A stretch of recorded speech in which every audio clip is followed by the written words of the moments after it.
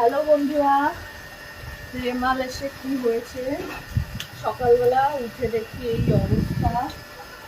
কি করবো বলো, পুরো জল জল হয়ে আছে, পুরো রাস্তাঘাট জল। আর একটু হলেই ঘরে উঠবে জলটা। এই যে কোনো কিছু তো করার নেই, এবার জল না, রাস্তার জল না সরলে ঘরে উঠে যাবে। বাথরুমটাও পুরো ডুবে গেছে। আর জাস্ট এইটুখানি উঠলেই ঘরে ঢুকবে, জানি না কি হবে। এই যে দেখো, এই যে আর এইটুখানি বাকি আছে আর ঘরে ঢুকতে। কি করবো কোনো কিছু জানি না।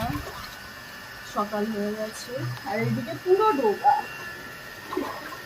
এই যে কি করবো এবার কোনো কিছু জানি না।